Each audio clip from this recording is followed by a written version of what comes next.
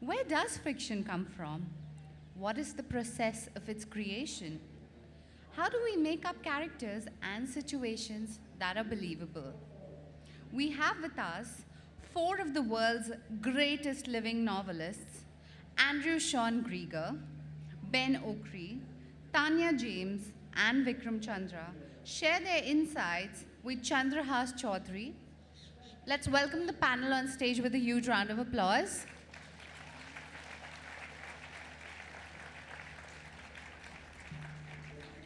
Ben Okri isn't here at the moment. He'll be joining us shortly.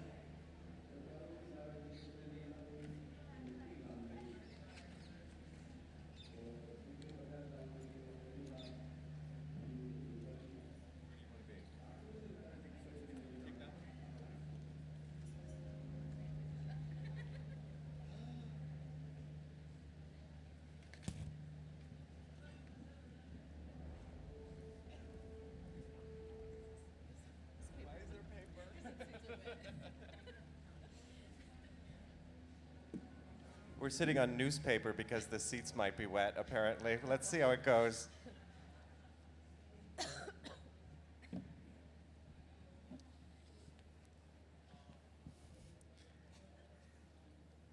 Okay. To the question of where fiction comes from, I think there are as many answers as there are writers. And I think for some writers, fiction comes from an exhilaration with life, and for some others, an exasperation with it. And some people write stories and novels because they love people, and some others because they love literature. Some writers, for them, the question of where fiction comes from is a mystery that never disappears. So they still write from an unawareness of where it comes from, and some others do know. And even from the ones who do know where fiction comes from, there are those who are willing to talk about it and those who refuse to reveal their secrets. So I do not know which kind we have here on stage today, but let's begin with you, Andrew, since it is your first time at JLF, unlike Tania and Vikram. And you just won the Pulitzer Prize with Less. And among the things, a very delightful read, but I was interested in the things that you said in working out what its tone was going to be. And this brings up the question that in fiction, when one writes fiction, there are two things one has to establish. One, who the characters are, and two, what kind of attitude the narrator is going to have towards the dilemmas of the characters. And it's only when you sorted out the second answer that you could sort of get into the material, isn't it? Do you want to tell us something about that process? Yeah, it feels like a game show in some way, that one of us has the secret to it, because I think all of us are dying to hear what the other ones say, because I bet we actually don't know where fiction comes from, and I hope one of them does, because it'll help me. I do know on this book, I looked back on my first notes on the book a few days ago, or a week ago, to see what I'd started off with, and it was amazing, because it was a very somber, serious novel, completely different character, different city, different plot, and yet a lot of the sentences were the same as the ones in the book now, which I thought was crazy. I had somehow cannibalized this earlier version, thrown everything away except the sentences. So somehow I knew the theme, but I got everything else wrong.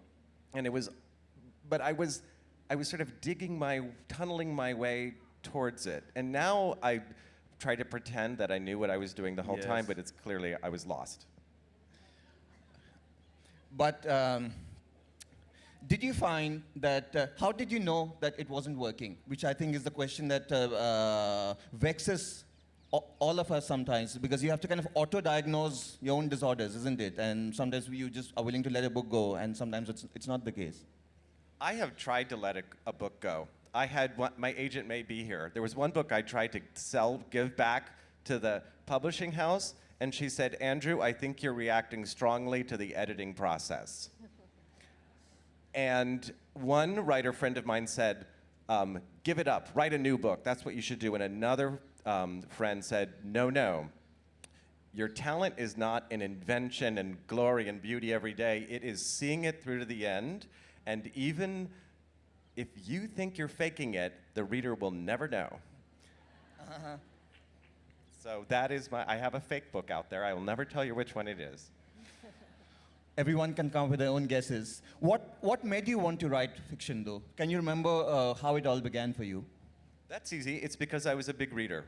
And I just wanted to, I think like any young person, if you're a fan of high diving, you want to high dive or you want to dress like Superman or something. So I wrote my first book when I was 16, not knowing that I'm a terrible writer at 16. I still have the book, but it's like Wuthering Heights. That's what I was imitating, I'm sorry to say. Mm-hmm. Vikram, I'm going to move to you. We are missing someone who I think would also have been a good person to ask this question to. Ben Okri. He seems to have deserted us altogether, which leaves you to bear the burden of trying to make the link between the writing of novels and the use of myth as a kind of superstructure beneath them, which is a very prominent strand in your work, and perhaps something that you have rethought across your novels, from Red Earth and Pouring Rain all the way down to Love and Longing in Bombay and Sacred Games. So please tell us something about mythic structure, because I know you also teach writing, and this is clearly a question that takes novel writing back to the first stories ever told. Right. I think the uses of mythological structures and allusions allows you to tap into some very deep-rooted characteristics of your reader as well as an entire culture.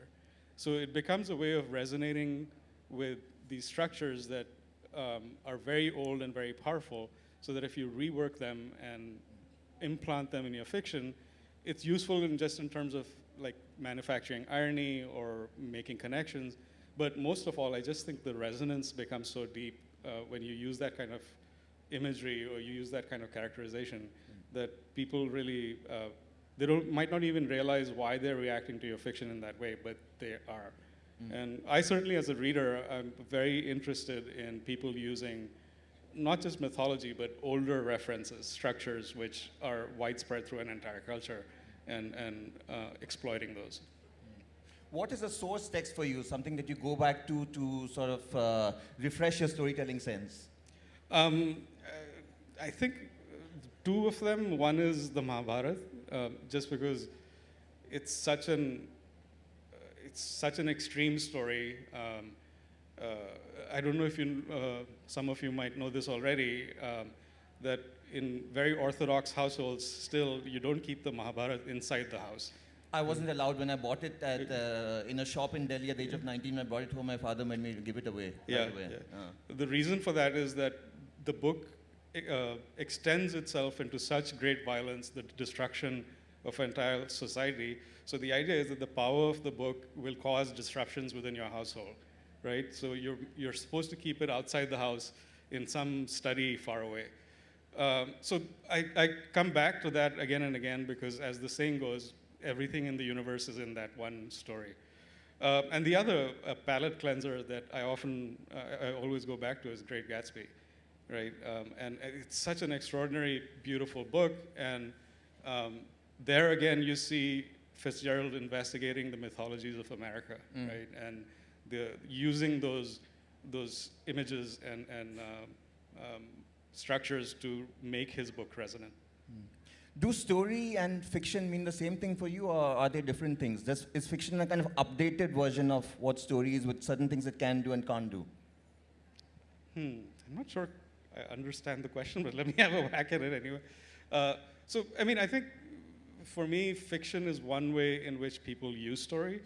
I think we are, as a species, we are a narrative-seeking and narrative-making species. We can't help but see story everywhere. Right? So even in politics, if somebody says, let's make America great again, right? That, in a sense, is a kind of narrative storytelling that, incredibly enough, resonates really well, right, across an entire culture.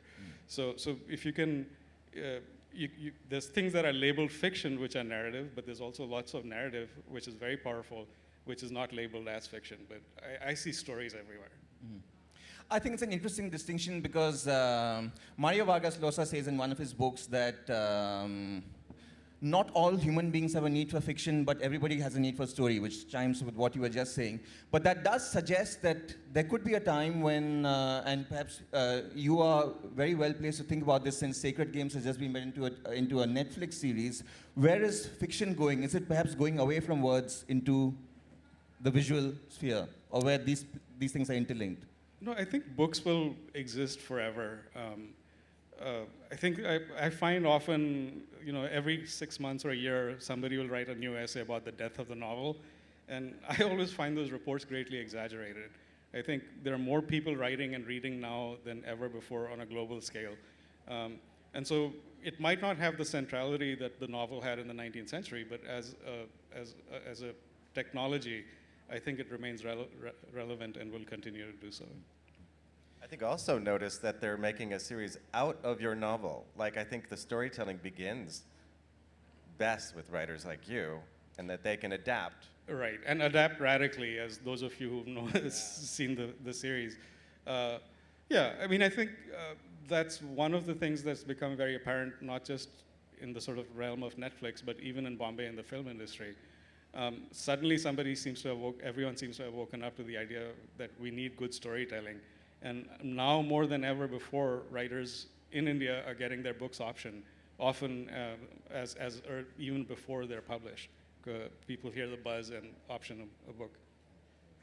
Tanya, I have a question for you. A writer friend once said to me, I think it was completely true, that as far as writing goes, among all the arts, it's probably the most unstimulating in the actual practice of it. Musicians have notes to mess around with. Painters have paint. But to sit down in front of a blank screen and use the same words that are all around you in newspapers and books is hard work, and it kind of suggests that what you do at your desk is only the end of the fiction writing process, not necessarily the beginning. And you must, in a way, already know what you are going to be attacking. And what is that for you? Where is inspiration from for you? I think, inspiration can come from anywhere. As many of you know, it could be an image, it could be a gesture, a newspaper headline. But what is probably more important to me in the writing process is not that source so much as my feeling about the source, my feeling about that image or that gesture or whatever it is. It's that feeling that kind of sustains me through the first draft and that kind of gets it done. And then the second draft or the third draft, I might find that, I'm dismantling the whole thing and that really there's new things that are interesting to me. And so I have to be willing to let go of whatever that initial impulse was. But that feeling, that excitement or that wonder is so important in order to sustain, especially for a novel, I think, in order to sustain my kind of belief in it. You kind of have to fool yourself into believing that this is real and worthy of devoting a year or 5 years or whatever it is. With Tusk, which was my latest novel, I took the perspective of a rogue elephant for part of the novel, and I think I was trying to think this morning about what inspired or what were those early impulses, and I'm sure it had something to do with elephant grieving rituals and things like that. I couldn't remember what it was, but I happened across this story I'd bookmarked last year. I don't know if you guys, some of you might have read about this. There was this orca whale, a mother who was seen off the coast of Vancouver Island, and she was pushing her dead calf, carrying it. And this is not unusual for whales, orca whales, but she was carrying it for 16 days. And people were transfixed. I was transfixed, and I'm getting emotional just talking about it. But maybe this is a way of talking about something that I think is hard to teach, which is I am getting emotional because it matters to me. This image matters to me. It is touching something in my own emotional history. And if what you're writing doesn't matter to you, then it's not going to matter to anybody else. when I was a graduate student, I was surrounded by brilliant people. They could write circles around me, on the sentence level. They were brilliant at craft. What I've come to learn over time is that vulnerability is very hard. It's very hard to kind of open up your own wounds and stick your fingers in the wounds. But if you're not willing to do that, then you're really not, you're speaking only to yourself. You're not speaking to the reader. And I feel like all of your work, I read it, I have moments where I think here's the author putting his neck on the line, and it's a gift, it's a gift to the reader. And so perhaps even more important than inspiration is finding that moment where you're actually doing that. You're willing to be that open, that vulnerable. Hear, hear. Thank you for that.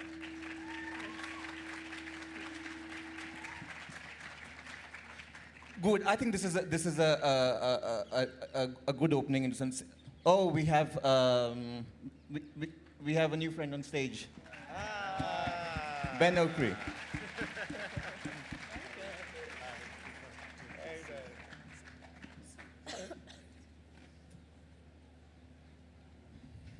Really beautiful to be here. Just carry on. Thank you. The last time I did an event with Ben was JLF 2012, at which time there was only the two of us on stage, so I had to look at everybody silently for 15 minutes. But in this case, we have upgraded that now.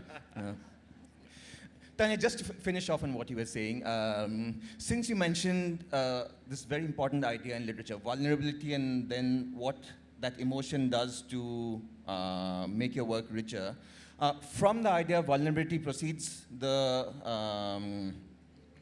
idea of intensity. Because in a way, you don't just have to write about the emotion in fiction, you have to make a path inside the world of the story or the novel for the reader so that they can sort of reproduce that emotion in their own reading experience, isn't it? And since you write both short stories and novels, I was wondering whether they have to be written to a different rhythm in a way, because they're so different in terms of the space they occupy that you cannot use one method for the other. Although it looks superficially like they're both fiction, there are different methods to go about writing that. I enjoy writing short stories in a way more than novels. I feel like in novels you have to be comfortable with suspension or being kind of suspended and not knowing. Well, in short stories that's true too, but there's a kind of obsessiveness, a kind of intensity. I like it almost. My stories are getting shorter and shorter. I think it's almost like looking at something through binoculars, and you can't see what you're looking at, but you can't stop looking at it. And I think there's always, well, if it's going well, there's a moment where the frame kind of falls away and the story is kind of pivoting out of my grasp. And this doesn't have anything to do, for me, with understanding what the story's about or with theme, but it's more because I'm attending to the characters' desires or their pain or whatever it is. And then the story kind of takes on this sort of spontaneity, this kind of spontaneity of life, or where I didn't know what was going to happen. I didn't realize something was going to happen that happens, and it's a lovely moment. And I know that even if the rest of the story is not quite right, at least if I can get to that point, everything will cohere at some point. I don't know that I have many moments like that when writing novels. I don't know. Do you have moments of rapture? I don't have that many. Ben, you've written that storytellers ought to be wild creatures. They are best in disguise. If they lose their wildness, they cannot give us the truest joy. What did you mean? What were you thinking of when you wrote that? I'm not sure. I was thinking of the things I'm going to be talking about, but I really feel that when I talk about wildness, I don't mean just drunkenness or wild behavior. I mean wildness of one's sensation of life. I think I mean wildness in relation to the word intensity that you used earlier. I mean wildness also in terms of a rawness with which we experience existence. I think there's a tendency to over-edit the way we experience. and to experience all the edges, the margins, the subtleties, the big details, the tiny details of life is what feeds the richness of sensation from which we write. There's a degree to which our writing comes from our experience. Our writing also comes from our deep instincts, our whatever it is we've brought with us into this universe. And it's a meeting of the two things. But the experience awakens that which is sleeping inside us, in a way. And so without exposing oneself, and I don't mean going on wild journeys, the opening of one's senses to experience can happen right here in ordinary, everyday life. So it's that wildness that I'm talking about, and a kind of extreme openness to the minutiae of experience. One will become more closed and more quote-unquote civilized. I think we diminish the very source from which the energy of writing comes. That's what I was... We were talking a little bit earlier before you arrived about the place of myth in the writing of fiction. And this, I know, is something very important to you. And I think the reason why, if I may say so from my own perspective, reading your work is important is because it suggests that we cannot accept life on the most basic terms as it is presented to us. There is a kind of hidden dimension to life that requires storytelling to bring it out, isn't it? Isn't that how you feel about writing? Say that again, please. That there's a hidden dimension to life that myth kind of recognizes, that there is something beneath the surface of existence. For instance, if you take The Famished Road and the way it opens, it's not how a realist novel would open. There is already a sense from the very first sentences that we are going to go on a journey that is outside the world of the realist novel. I wouldn't say outside, I'd say inside. And you're right about my interest in the relationship between myth and life. I think we make too much of a distinction between them, in a way. And I think there's a way in which myth is already implicated in life as we live it, and also the other way around. So I am very deeply interested in the subliminal mythic structures of experience. And that brings me also to a great awareness of the, for want of a better phrase, the ritual passages that we go through without being aware of it as part of experience. I think writing, I think storytelling is a gathering of all of these within the realm of very heightened craft. Yes. Because craft too is myth. Myth is not just what we make of life, it's cycles and rhythms. It's also what we discover in a material. I think what the writer is seeking for more than anything else are kind of the mythic undertones in whatever rough, raw honey that is their first few drafts. We're constantly searching for this structure, not one that we impose, but one that is already implied in the material. So it's the relationship of the myth in the craft as well as the myth in the life. So it's those two things. Is there a foundational book in your life from which you came to a realization of what your own voice was going to be? Or did it come in spurts over time? I know, for instance, that Oedipus Rex is a book that you have... Which book? Sophocles, Oedipus Rex is something that you've said... Yeah, Oedipus Rex. But my foundational text is my mother's way of telling stories. She was a very cunning, mythic storyteller. Because I was a very wild and rough child. And the only thing I responded to, the only thing that really got to me were stories. And she perfected a very strange way of telling me stories about my mistakes that were really elliptical, very indirect, never had a point. I never knew what she was really talking about. And she never finished them. And so I'd spent about 20 years trying to make sense of these stories. And I thought that's a great method for...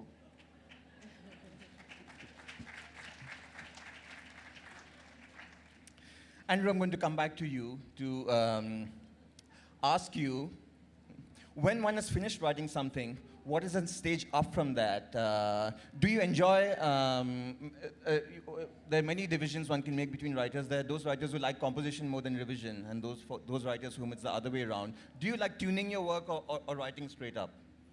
Do I say it again? Do you enjoy tuning your work? What is the kind of work that goes in after you've written a draft of your books? Oh, yeah, I think a lot of writers would admit that it's all tuning.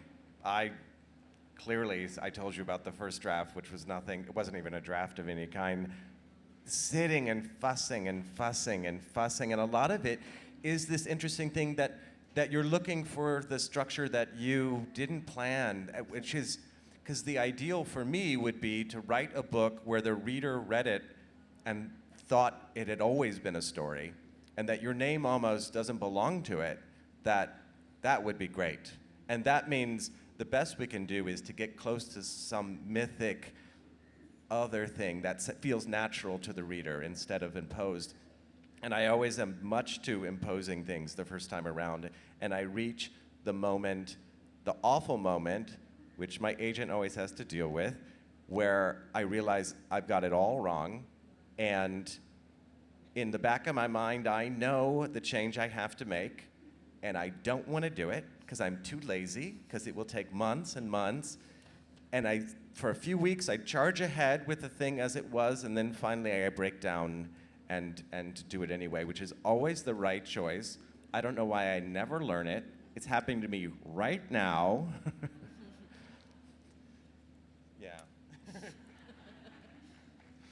Is there, novel writing is a very long, arduous work, and sometimes one realizes that there's not enough air inside an idea to carry one across 3 or 4 years of one's life. And at other times one realizes there's something so exciting. And I think, at least when I read Confessions of Max Tivoli, I felt in your case you had found out that like to write backwards, to write a story about someone aging backwards is already such an exciting concept that filling it out with detail is something that can take 3 or 4 years, and it's all very pleasurable then, isn't it? Tell us something about that. Well, it is, I love it when I have an idea that clearly is too big for me to handle, because then I know I won't run out of steam. I might not be up for it. I don't know if I'm up for like an epic novel yet. I haven't done that. But yeah, Max Tivoli made it really easy. Or my last book, which was a time travel novel, I knew I could fill it up. Something as tender as a man on a trip around the world doesn't seem like you could really keep going in it. And so you really, it's like you go on a couple dates with someone and you don't know how long it's gonna go, and then you sign up for a 2-month cruise with them, in a cabin without a window. So why do you, it would seem that you should be radiating confidence, Andrew, from the successes of... Am I not radiating confidence? Look at this. This is confident. Sorry. No, go on. If you're not going to be radiating confidence at this stage of your life, what about the rest of us? Where are we? Let me step in here. I think the whole idea of the writer's confidence is a con. Mm-hmm. Really, the writer is only confident after the work has been done. But once the work is begun, the confidence goes, and you're as humble and as vulnerable, and you're as much a novice as any writer or any human being has ever been. You're only confident after your 25th draft, and you're not even really confident then. You're confident maybe 10 years afterwards when it still works. Yeah, and there's always that terrible moment in the 3rd or 4th year of a project where you're already majorly invested in it, and then you think, this is no good. Maybe I need to abandon this and just cut my losses at 3 years and go, and then somehow I've been able to avoid that, but there are really big moments of confusion and despair in the middle of the writing of novels. As far as I can tell, there's only one person amongst us here on stage who has written a book that's 1,000 pages. That's you, Vikram. And I think this is a question that interests readers about when you work with something as big as that, what sort of map do you have at the beginning? And what are the things you fill in as you go along? I always start with no map. Okay. I mean, with that, you think you're talking about Sacred Games. the only thing I knew at the beginning was that there was a cop who was talking to a gangster who had barricaded himself inside this strange bunker-like house. And I had no idea who the gangster was. So then the first and second and third drafts are very untidy, and they're all about discovering where these characters will lead me. And then, like you were saying, somebody said draft 25 is where you start to see the structure of the book, and then you can start consciously sort of architecting the book to actually make sense. But it's endless revision and discovery. I do know there are writers who are big planners who like have a plot outline on the wall before they start. I think that must be a much more sane way to live, but I've never been able to do it. Can I ask you a question about the book? Because I've always wanted to ask someone who's written a 1,000-page book. It's 900 pages, actually. Oh, well, then forget it. Yeah. I have a feeling, because I write books, I'm never going to write a big one because I have like this taught idea that it's supposed to be so, but I feel a 1,000-page book, the rules are completely different. Is it feel different? Yeah, very, very different. And in a short story, you have that one arc of action, right? And it has to be complete and satisfying. And what I've noticed in my years of teaching is that often students who've been writing short stories will write their first novel, and they'll end up writing a 200-page short story, which doesn't work because it feels claustrophobic. So when you're writing a book that is above a certain length, I think the readerly expectation is that it'll open out, right? And that there'll be many plots running simultaneously. There's a kind of feeling that a novel promises you of having a broader scale and a width to its landscape. And so I have tried to write short stories, although my short stories kept getting longer and longer and became novellas. And I'm much more suited for the long draft, long read. Well, I know there's some short stories. I've certainly written some short stories that if you add all the drafts together comes to about 1,000 pages. All right, bravo. No, really. Yeah. Because the thing about the short story is that the idea begins by tending towards expansion, but the more you explore it, it insists on the reverse, on concision.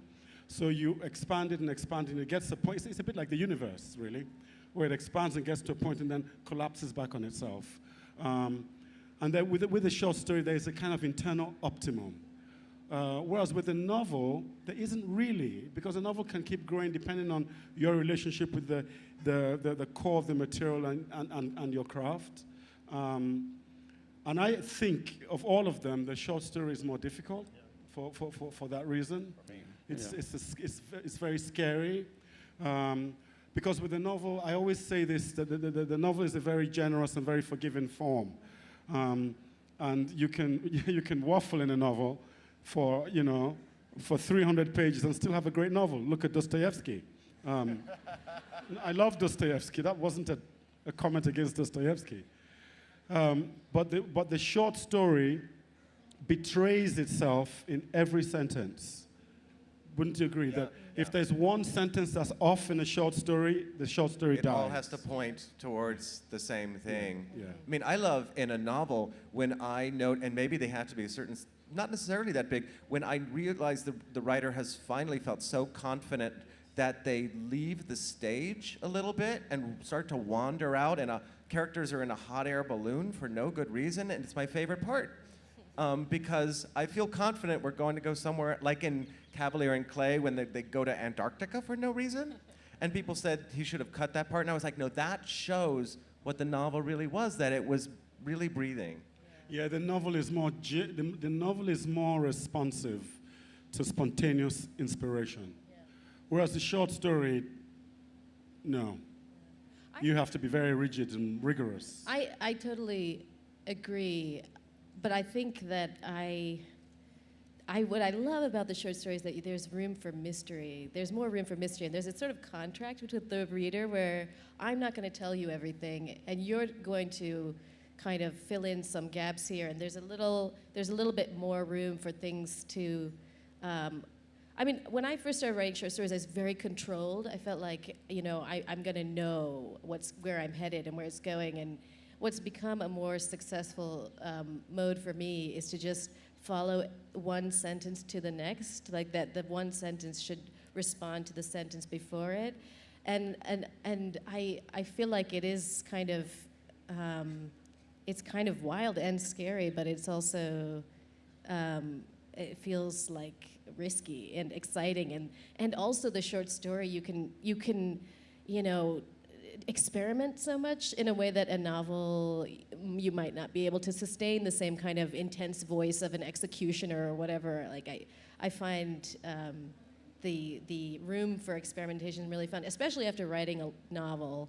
I mean, I've never written 1,000 pages, but after being in a novel for 300 pages, I'm so excited to get to a short story and play. Yeah, I'm very jealous of people who can write short. I mean, you read Manto or you read Isaac Babel, and I'm just like, how the hell did you do that? It's amazing, 2 pages, and you made me experience an entire lifetime and a world. So it's mysterious to me, but all the props to people who do it. I think the short story is a monk's discipline. Yeah. It's also about tremendous self-denial. You really have to cut the carbs, drop the sugar. Really, and go to the gym. Mirabella, what are you doing? Mirabella.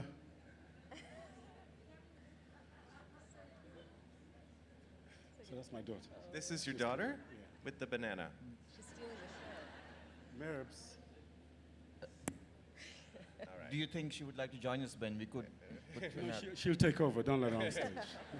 Never have a stage with children or animals, yeah. Actually, this entrance was a very propitious one because I was going to ask a question about different generations in literature. And I will explain my question, which is that when I wrote my first book, I was, before you've written a novel, it's very lonely as a writer because you cannot present yourself to other writers and say, this is what I'm doing. And for very good reason, there's no respect for you. You have to do something first before somebody has read it. And suddenly you're accepted into the world of literature and your friends. And I try to think of the time where I think that as my first stage as a writer, I learned things by myself and by reading. And then suddenly you have, I wouldn't exactly call it shortcuts, but suddenly you have the experience of literary friendship with other writers whom you respect. And in a way, that is another kind of learning which is full of all sorts of gifts that sometimes you can't work up just from learning off the page. And I wanted to ask one or all of you, what is the greatest and most productive literary friendship of your life, a literary relationship with another writer? Wow, good question. Yeah. Who wants to go first? I'm a little stuck. Oh, like, I feel like the mentorship relationship. I mean, I think all of us probably had someone in our lives who didn't give me any concrete advice, but who has said, you're on the right path. Just keep going. I think, I believe that there is, I'm not worried about you. At a moment in life where everyone is worried about you, and your parents are worried about, anyway, my parents are worried about me, everybody. And then, it just takes that one sort of vote of confidence. It's sort of like a talisman. But yeah, literary friendships are weird because you only see each other at conferences and things. It's very intense at those moments, and then you never see them again for, I don't know, years, and you tuck back into your cave. I don't know. My experience of literary friendships, I don't know if it's true for you, but I've found that you have maybe the most intense literary friendships at the earliest stages of your career, with other writers who are also starting out. And in Nigeria, there was a whole group of us. We were just learning how to write poems and short stories and journalism. And we would kind of exchange our stories and criticize one another's works. And we carried on doing that up to the point where we became a bit successful, and then it became. But what I find very, very interesting about literary friendships is the way in which a good writer friend understands the inside, something of the inside of your process, and can give you a kind of criticism that an editor couldn't give you. I'll give you an example. A good friend of mine read a poem that I wrote, and he said, you know, Ben, about this poem, I know how you think, and we've had lots of conversations, but the best part of the poem isn't in there yet. So I took this poem away and I rewrote it over about 2 years, gave it back to him, and he said, it's there. But he didn't say it's good, it's bad. He said the best part of you isn't in there yet. Another kind of literary friendship is with an older writer. I knew James Baldwin. I knew people like Carlos Fuentes. And from them, I think the value is just really the incidental insights of conversation. I think conversation is one of the richest parts of literary friendships. Suggested books to read, new ways of reading a writer that you already think you had an opinion about. Sometimes they say, really, you think so about so-and-so? Have you looked at it this way? And suddenly a writer opens up. I give a really good example. I used to always think of myself as Homerian rather than Virgilian. And a really good writer friend, we got into a big conversation about it, and I said, I'm a Homerian. And he said, really? Have you looked at Virgil again? Because Virgil is really about the distillation of the epic into the 3 stages of the Greek idea of tragedy and lyricism. I went back, reread Virgil's Aeneid, and I saw a completely different book, just from a conversation. So conversation becomes the university among writers. I'd have to say for me, I don't know if I'd call it quite a friendship. It was more of a mentorship. But my relationship with my teacher, Donald Barthelme, was probably... Donald Barthelme. Yeah. He's a great American writer, and I went to graduate school, and he was my teacher. And what was interesting was that Don, the kind of fiction that he produced, these very short, comedic, surreal short stories, was completely unlike what I was trying to do at the time, which is write a big mythical book, Red Earth and Pouring Rain. But he understood it instantly and then was able to give me precisely those insights that I needed.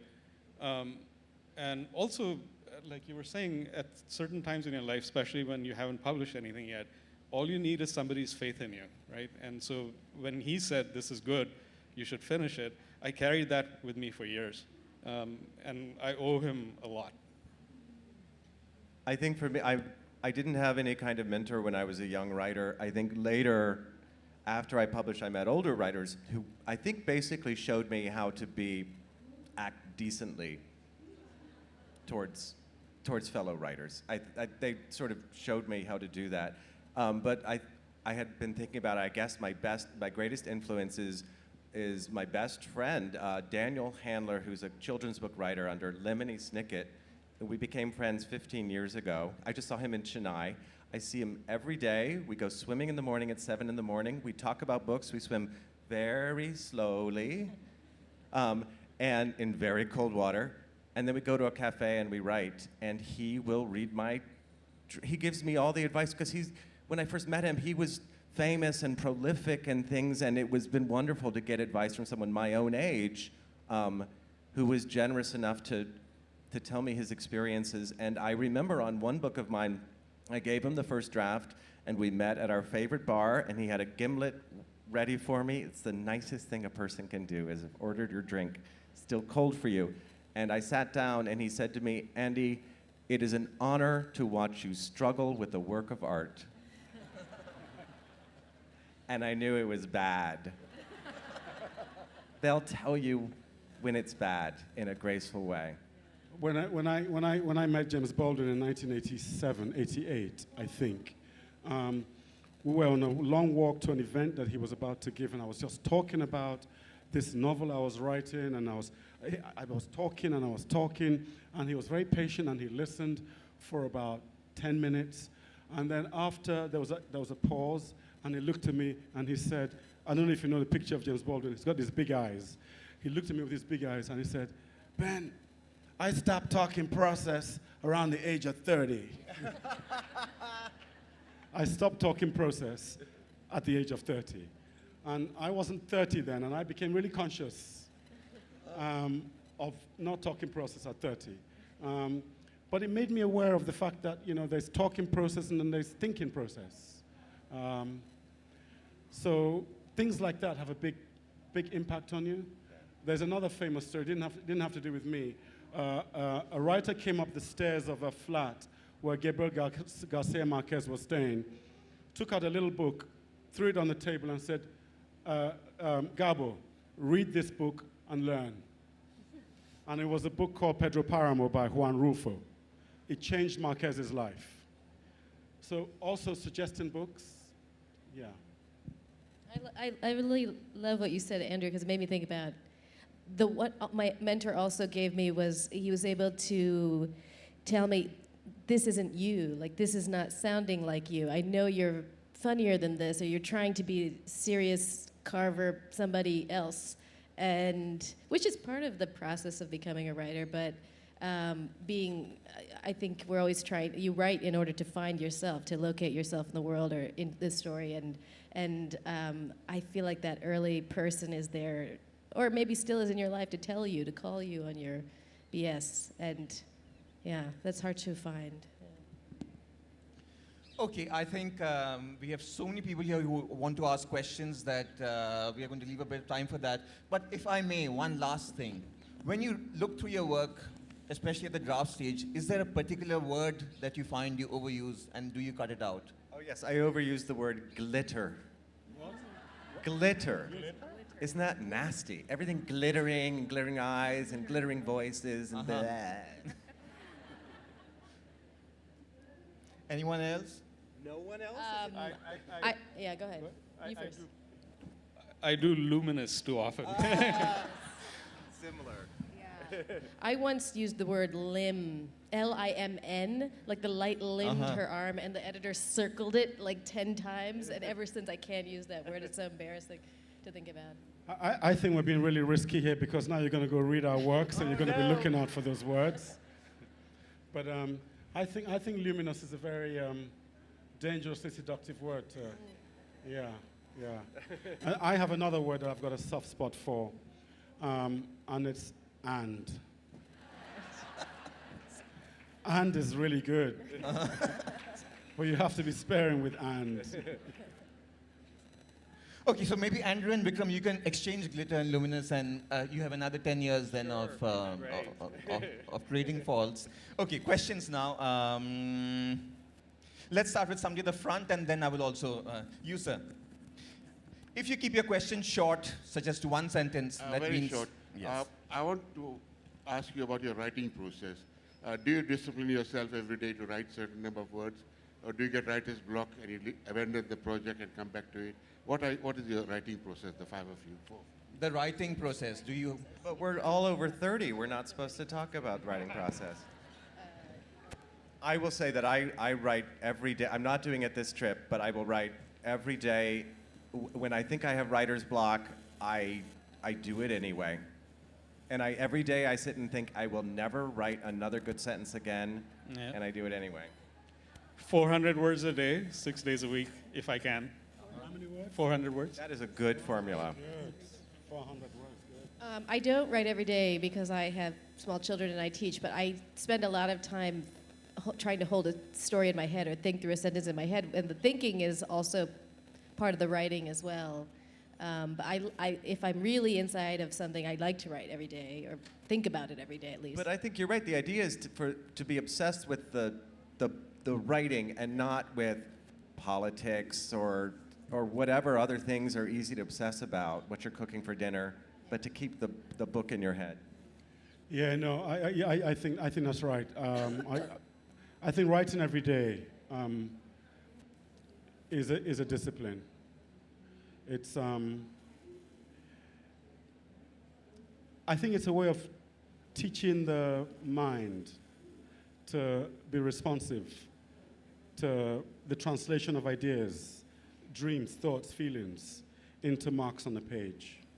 I don't know why it's so surprising that that's the basic thing that the writer should write.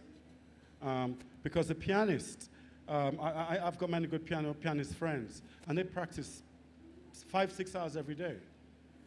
You know, whether they're going to give concerts or not, they're doing that 3, 4, 5 hours every day, just so their fingers are responsive to the minutest, the smallest indication from the subconscious or the spirit.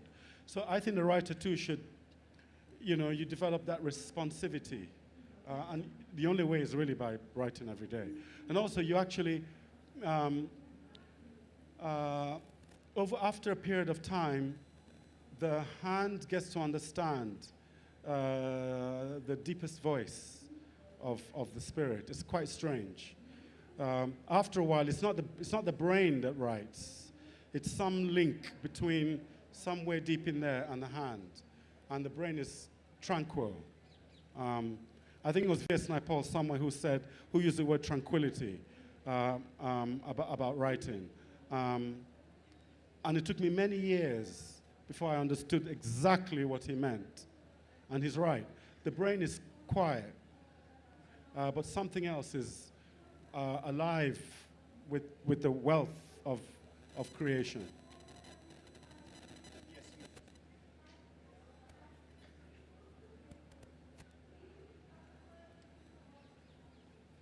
Hello, everyone. The talk was delightful. And thinking on your thoughts, I was thinking about fiction and a writer called Borges, a Latin American writer, J.L. Borges. And there's a book on him which is written by Edwin Williamson, and there's a line from the book. By the way, that Dostoevsky thing, I think I was offended for a microsecond, but then I thought on it and I agree, sort of. Because I'm a lover and I can criticize the book as well, so I understand your point. So yeah, my point is, it's written in the book, and this is Williamson writing about Borges. His basic contention was that fiction did not depend on the illusion of reality. What mattered ultimately was an author's ability to generate poetic faith in his reader. How much do you agree or disagree with this sentence? Could you repeat that quote? His basic contention was that fiction did not depend on the illusion of reality. What mattered ultimately was an author's ability to generate poetic faith in his reader. Poetic faith. Yeah, so really that's about realism and creating truth in the reader. Yeah, no, I get that, and actually I totally agree with that. The illusion of reality in writing, which is very much a foundational idea of realist writing, is a myth. Many of the greatest books don't actually take the trouble to make something real to you, as they take the trouble to plant the reality of it inside you, which are two different things and two different skills. One is, the latter is almost intuitional, whereas the former is more craft. It's a very, very difficult point. You take a book like Moby Dick, for example, which appears to give the illusion of reality, but actually is a text that is really about poetic rhythms and even incantations.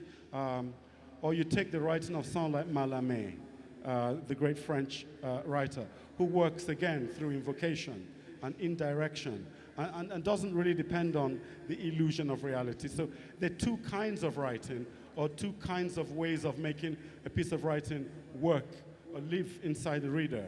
And I think at this moment there is in this whole teaching creative writing schools mentality, the whole idea that the illusion of reality is the key to making a piece of writing work, which is not true. It's one of the keys, or one of the techniques. And the poetic reality, the poetic faith technique is just as powerful, and Shakespeare uses it as well. Am I missing someone on this side? Why do you have a question from there and then at the back, you saw after that?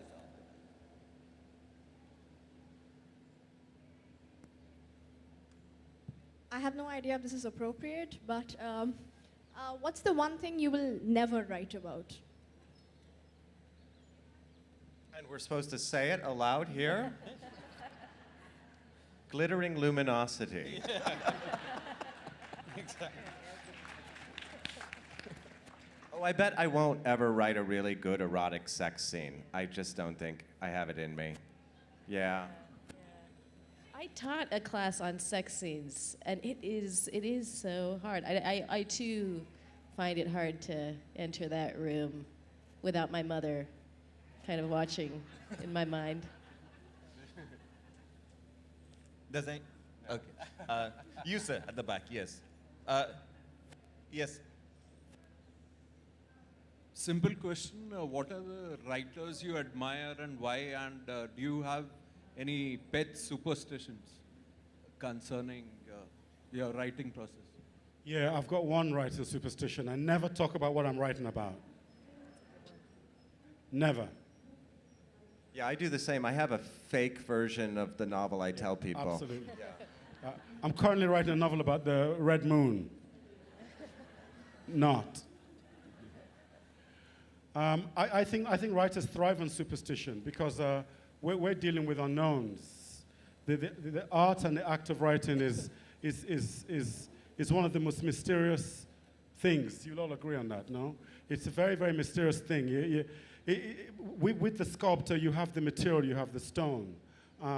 With the painter, you actually have the canvas and you have the oils.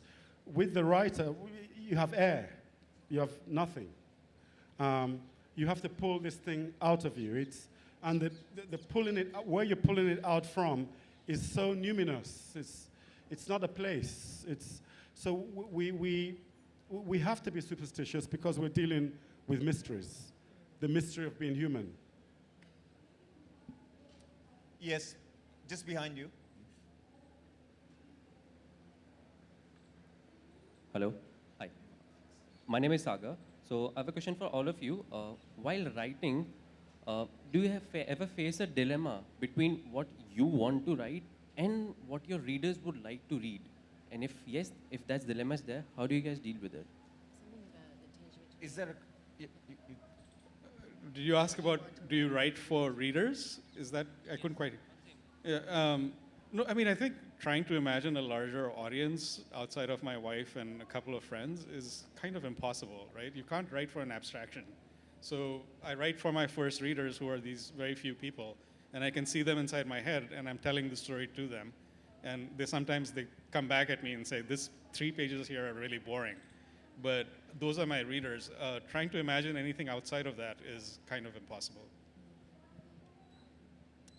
Yeah, I always say that I have an identical twin brother, and that that's who I always told stories to and listened to, so that I write for him, which is kind of like saying I'm writing for myself, honestly.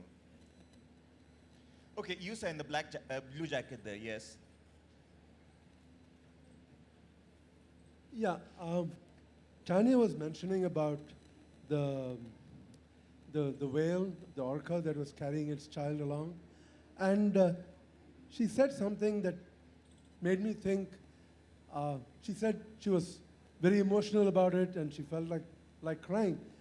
And what I find in my own writing is that when I write things in a very, very flat way, that's when my editor seems to think, oh, that made me cry.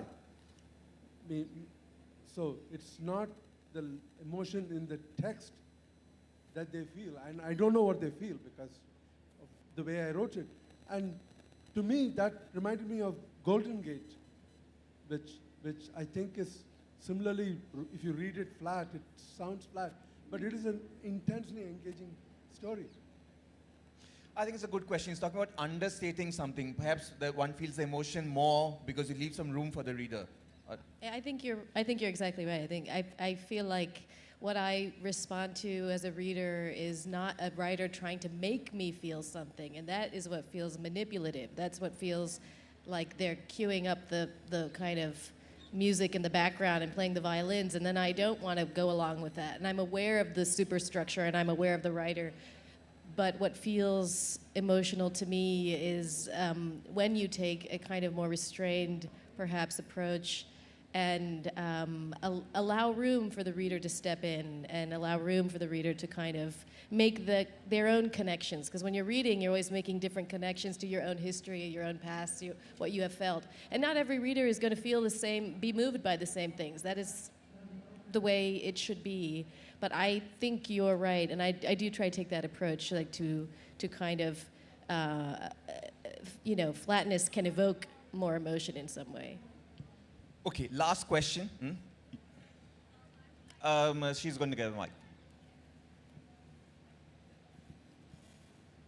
Thank you. Is there a cliche that you really like? I mean, as writers, we're all trying to think out of the box, but is there a cliche that you come back to always, that you cannot stop writing about, that you always try to incorporate in your stories? I mean, like a visual cliche or even... Any kind of cliche. No, really good writers don't deal in cliches. No, really. It's a nightmare. The nightmare is not, it's not the cliches that exist, it's the ones that will exist. And if you're not careful, your work will be an exemplar of it. It's the future cliches that you need to be careful about. Thank you. I remember... But writers, we don't, do we, can we agree on that we're not fond of cliches? Cliches can be fun to play with, on the language level. I feel like one thing, I like Amy Hempel. She's a short story writer. And one exercise I have my students do, which she does, is that sometimes she'll take a cliche and distort it or twist it or subvert it. And in some ways it kind of is kind of a interesting trick and draws your attention to the sentence in a different way. But yeah, I'm just talking about on a minute sentence level. All right, I think twisting the cliche and turning it on its head, that's great fun. And to bring it back full circle, I mean, you could think of mythology and myths also as things that are so deeply embedded within a culture that they can come off as cliche, right? But what your job then is to take that and turn it upside down. Or sometimes when a work is really successful and influential, it can, you know the story of the gentleman who read Shakespeare and said, oh my God, he's full of cliches. But actually, he originated them. Okay, I'm sorry that we have not been able to take more questions from you because I know there's so many others, but I hope you will agree that this was a very exciting hour. It was for me sitting up here. So we should thank our panelists. Thank you. And thank you so much. Well done. We wish to thank Andrew Sean Greer, Ben Okri, Tania James, Vikram Chandra, Chandrahas Choudhury, and Outlook for this enriching session.